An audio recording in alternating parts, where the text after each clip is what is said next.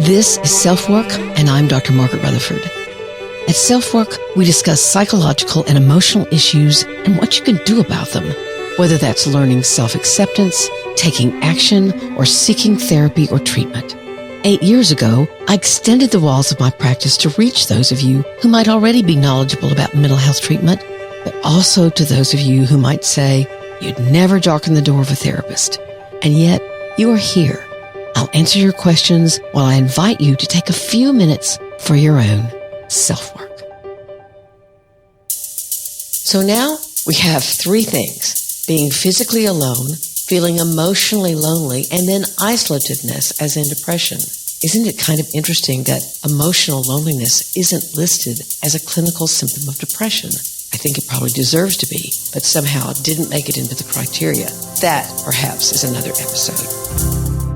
Welcome to this week's edition of SelfWork.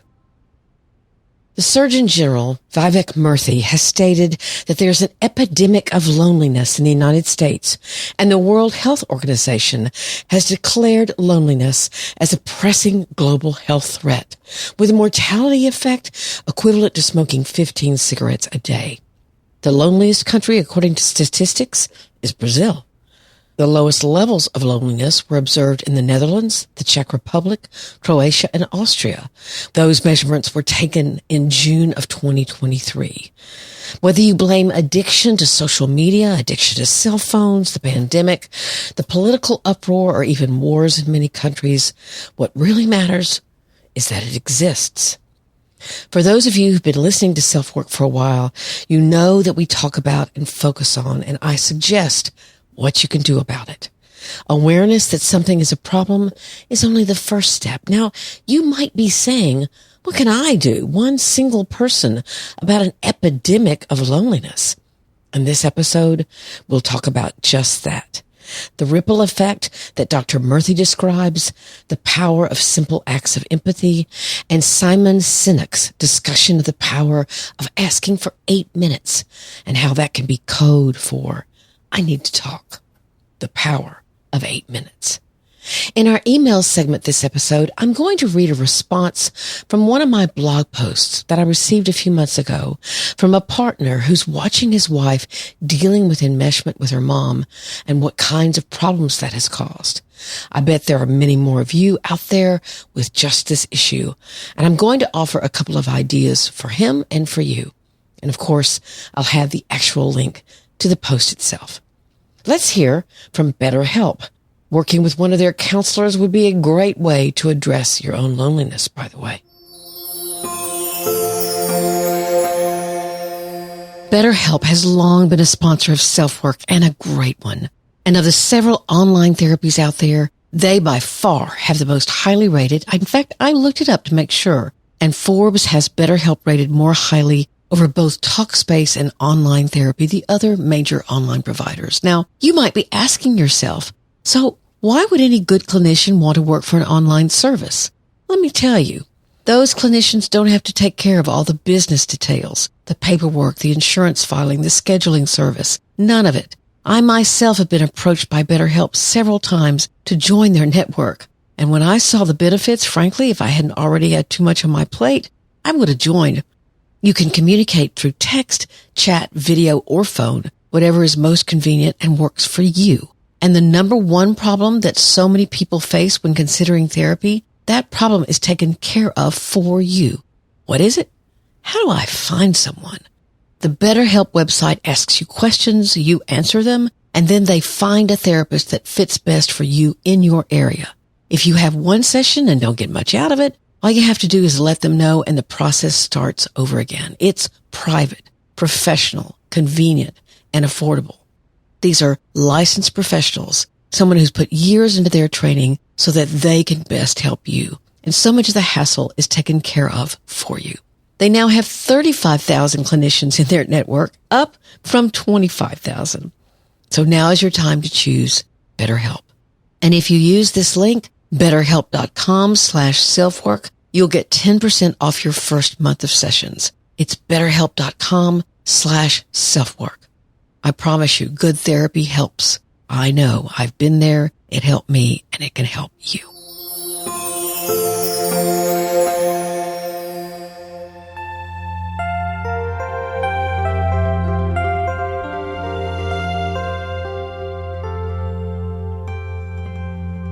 The Surgeon General Vivek Murthy has stated that there is an epidemic of loneliness in the United States, and as I said in the intro, the World Health Organization has declared it as a pressing global health threat.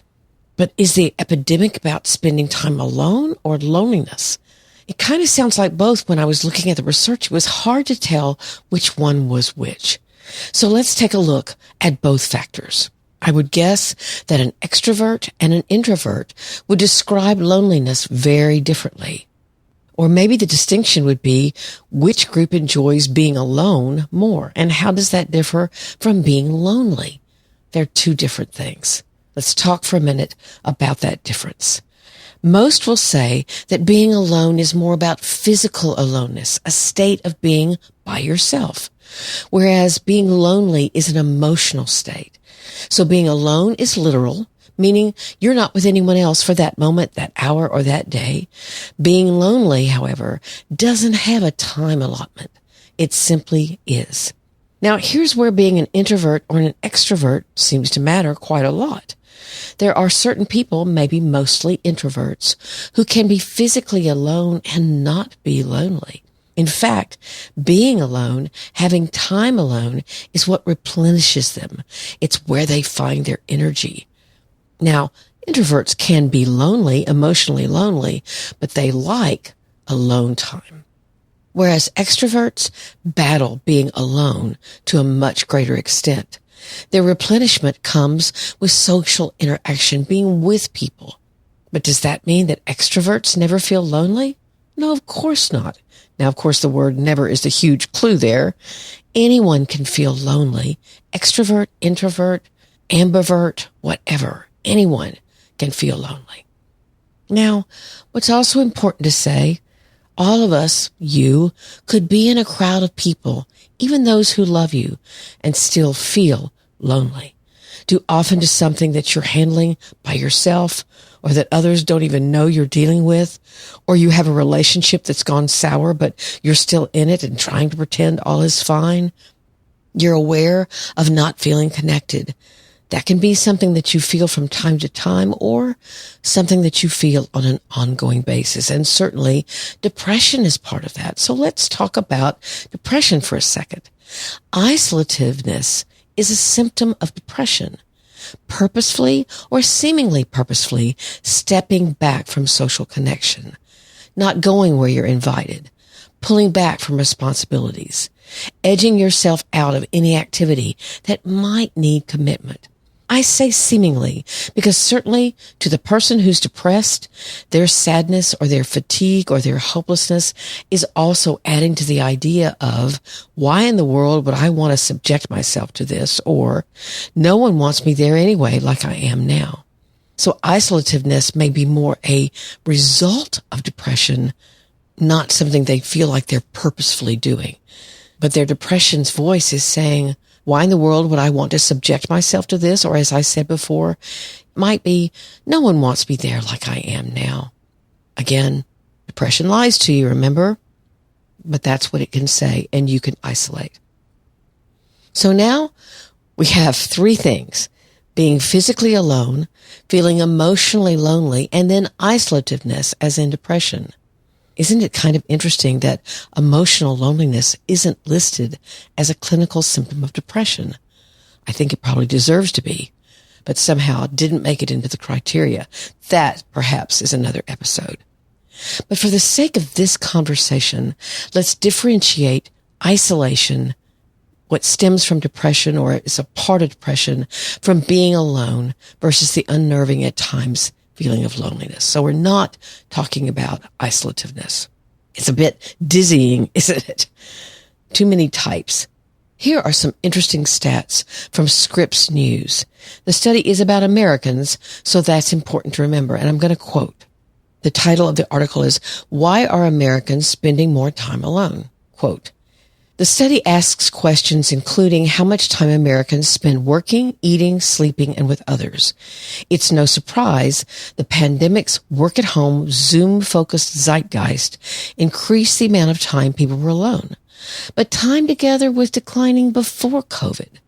According to the Time Use survey, the average American spent about 6.5 hours per week with friends between 2010 and 2013. Again, 6.5 hours per week.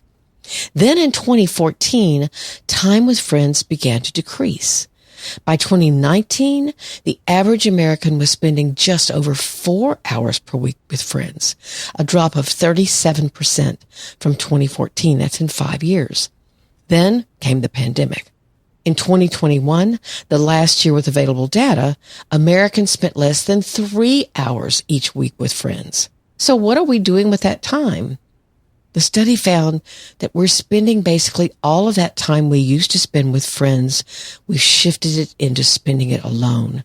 We didn't shift it to our spouse or our kids or, anybody else. So what's going on? Well, guess what happened in 2014? That's when we saw that large drop.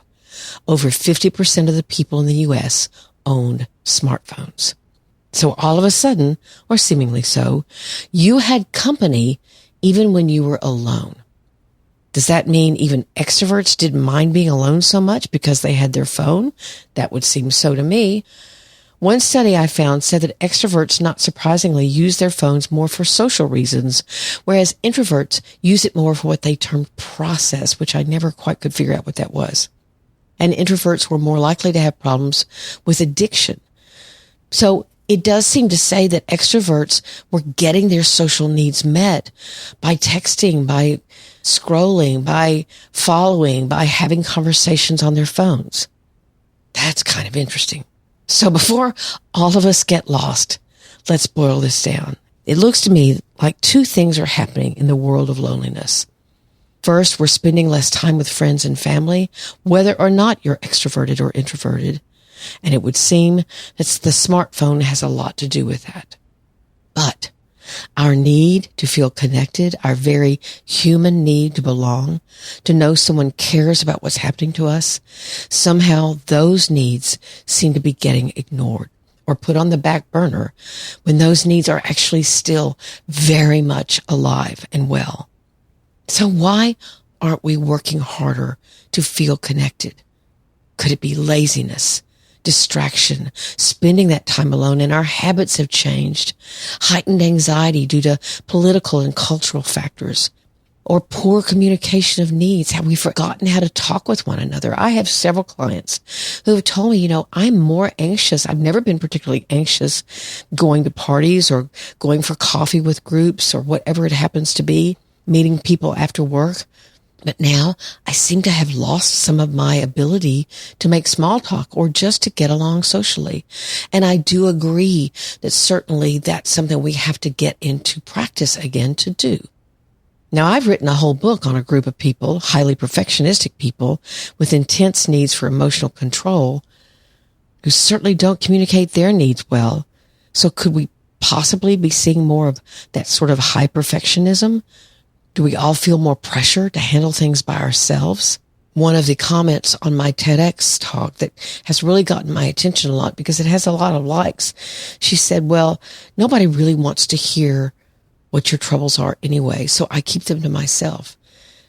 Do we have the feeling that other people simply don't care?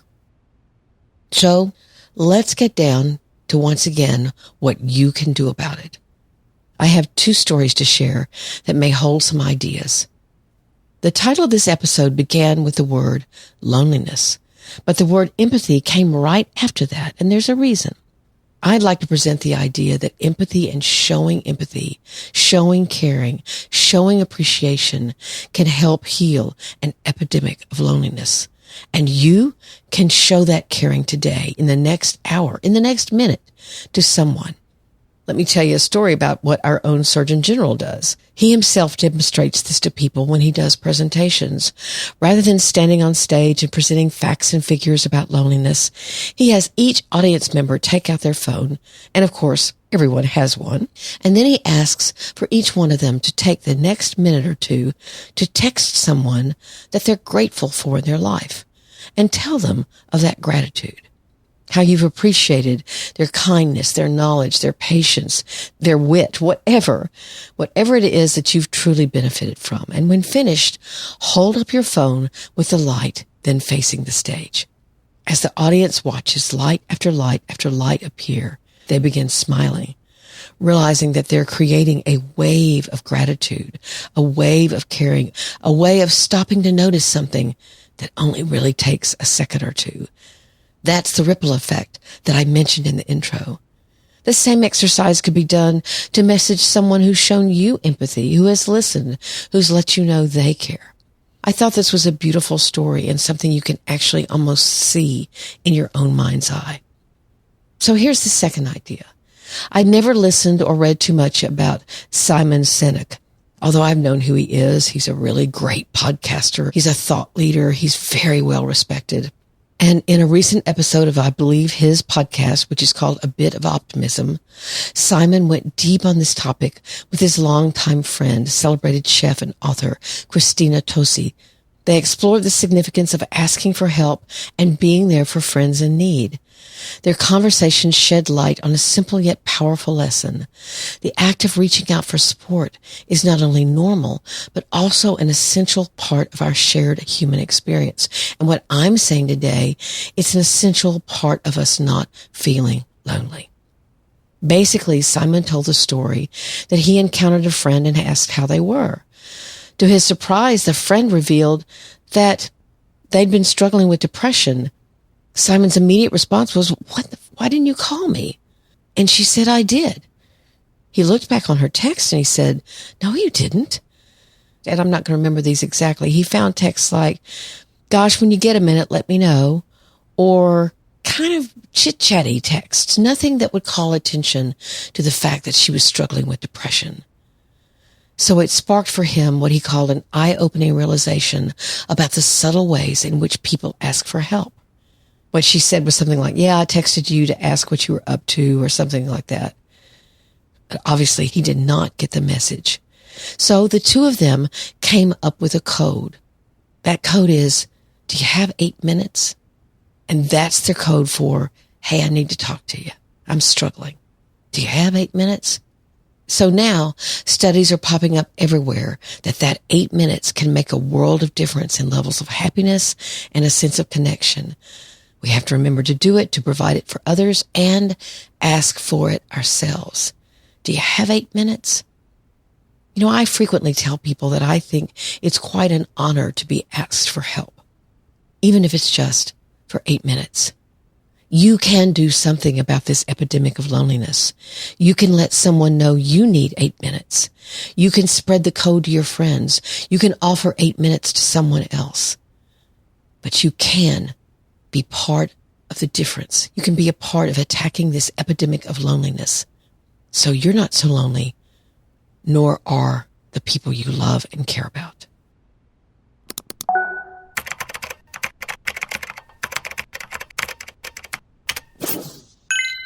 One of the most viewed posts on my website is one on enmeshment, which I've talked about before here on SelfWork. It's when a parent's emotional need for their child dominates the relationship. And there's often no real out or win for the child because the parent never becomes truly happy, even though the parent says to the child, you make me so happy. And yet no child can make a parent happy, right? So you feel very special for a certain time because you're the chosen child, but you also carry around a heavy weight of failure and a job that can seem never ending because you're not supposed to really have a life of your own or not much of one. I've done a podcast on enmeshment and I'll certainly include the link there. But here is what he wrote to me after he read the article. This was helpful and confirming.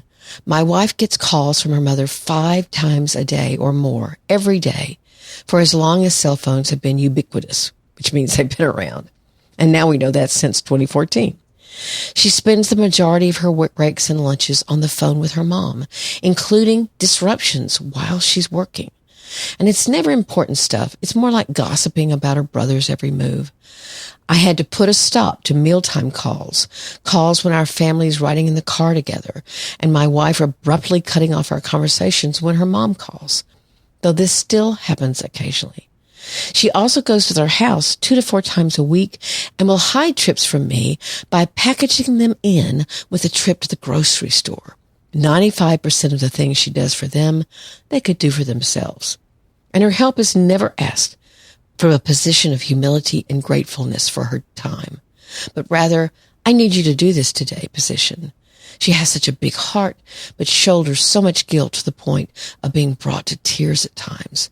A part of me feels selfish for bringing this up to her because ultimately I'm asking her to spend less time with her parents. But I feel like our marriage and her mental health are on the line. Again, thank you for the clarity on the subject. Here's my answer to him and maybe to you. This listener or reader, he's a reader, has a problem, obviously. He can clearly see this dynamic, and his wife cannot or hasn't as of yet. And it sounds as if she, in not recognizing the enmeshment, she's simply doing what she's always done. I frequently tell the story to those I'm seeing who are enmeshed that when a therapist who I greatly admired hinted that my mother was manipulative, I got up and walked out of his office. I was so angry and felt highly protective of my mom. But the very intensity of my indignation was a sign to me finally that something was wrong. And I needed to look at things from a different perspective. No one could have made me see it until 2 husbands and several therapists told me there was a problem. Now, not all of those people could be wrong. So what can this man do? I hear that he's trying to set up rules and or expectations, but that does not sound as if it's working.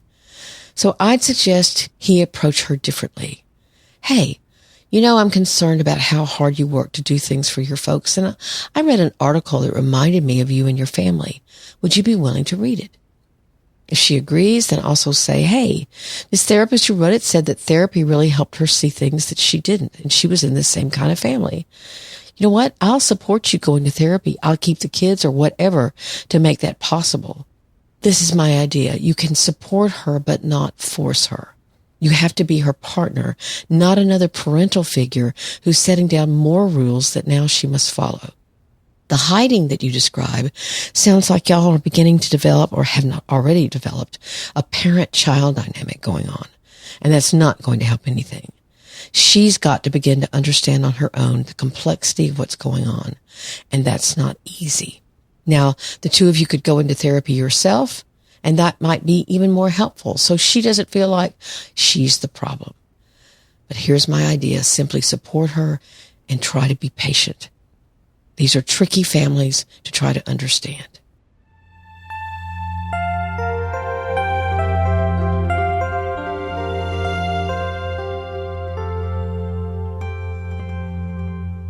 Thank you all so much for being here at SelfWork. It means a lot to me. Join me on my Facebook group at facebook.com/group/SelfWork. Don't forget, we have some Zazzle merch. We have a t-shirt with SelfWork on it or Dr. Margaret. We've got coffee mugs. We've got iced tea mugs because, you know, I'm an iced tea drinker. We've got everything.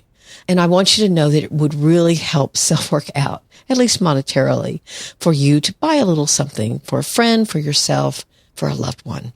Doesn't mean I'm going to be a household name, but it's a way to support SelfWork. Also, you can subscribe at drmargaretrutherford.com and join my newsletter group where you get a newsletter once a week. That's all, I promise. And it's a great way to keep up with my blog posts, with these episodes, with anything else that might be going on that I think might be interesting for you to know about. They come in on a Monday morning and you don't hear from me again. So that's drmargaretrutherford.com and you'll see subscribe here. And that's what you can do. Again, my gratitude to you for being here. Please take care of yourself, your loved ones, and your community. I'm Dr. Margaret, and this has been SelfWork.